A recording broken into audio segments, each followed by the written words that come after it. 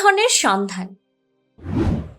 একদিন তুলি ও তার ভাই আবির গুপ্তধনের সন্ধানে একটি গভীর জঙ্গলে প্রবেশ করে। চারপাশে শুধু পশু পাখি ও বয়ে যাওয়া নদীর শব্দ শোনা যাচ্ছিল। হাঁটতে হাঁটতে দিন পেরিয়ে সন্ধ্যা নেমে আসে। তারা খুব ক্লান্ত হয়ে পড়ায় আশেপাশে কোনো আশ্রয় খুঁজতে থাকে। অনেক দূর হাঁটার পর জঙ্গলে একটি বাড়ি দেখতে পায়। বাড়িটি দেখে তারা সেই বাড়িতে রাত কাটানোর সিদ্ধান্ত নেয়।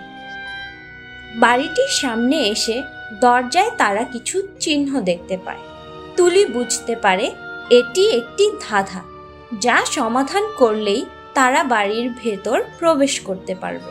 তুলি কি পারবে কোডটি বের করে বাড়ির ভেতর প্রবেশ করতে? চেষ্টা করে দেখুন তো, আপনি কি এই কোডটি বের করতে পারবেন?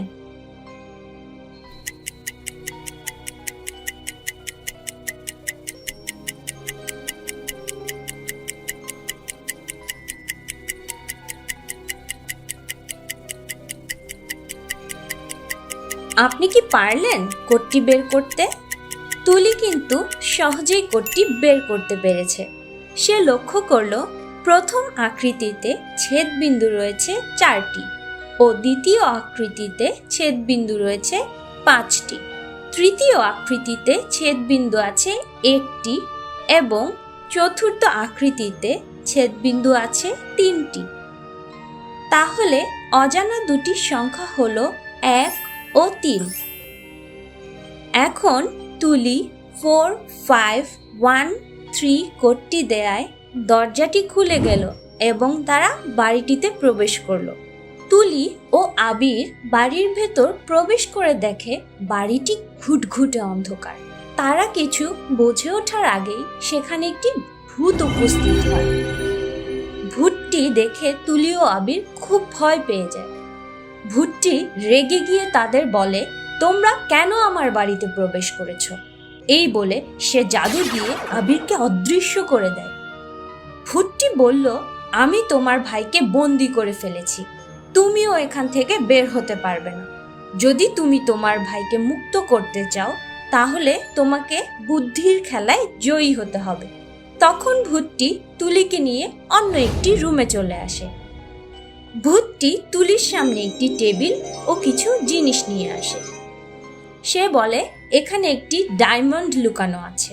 কিছু না ভেঙে তোমাকে এই ডায়মন্ডটি খুঁজে বের করতে হবে, আর সেই ডায়মন্ডটি হবে তোমার পরের দরজার চাবি।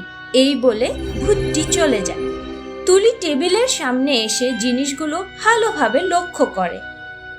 এখানে একটি নারকেল, একটি বরফের টুকরো, একটি ডিম ও একটি গ্লাসে সামান্য পানি আছে। আপনি কি পারবেন ডায়মন্ডটি খুঁজে বের করতে?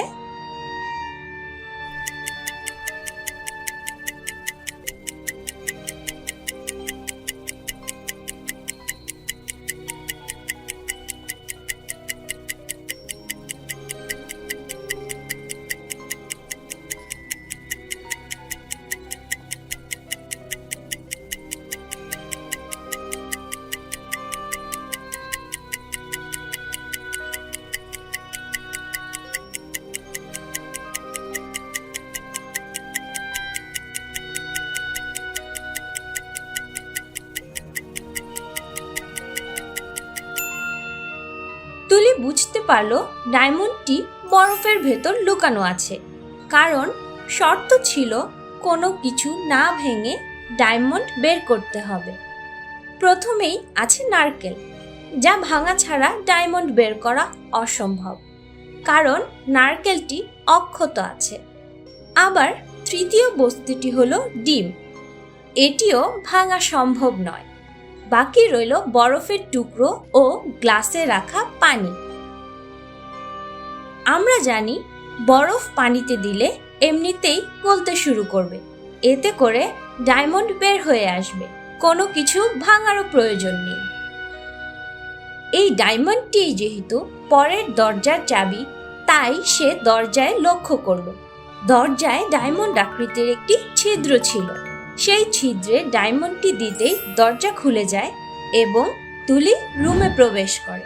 তুলি কি পারবে তার বুদ্ধি দিয়ে আবিরকে মুক্ত করতে? পরের পর্ব দেখতে আমাদের চ্যানেলটিকে সাবস্ক্রাইব করে ভিডিওটি লাইক করুন ও বেল বাটনে প্রেস করুন। ধন্যবাদ।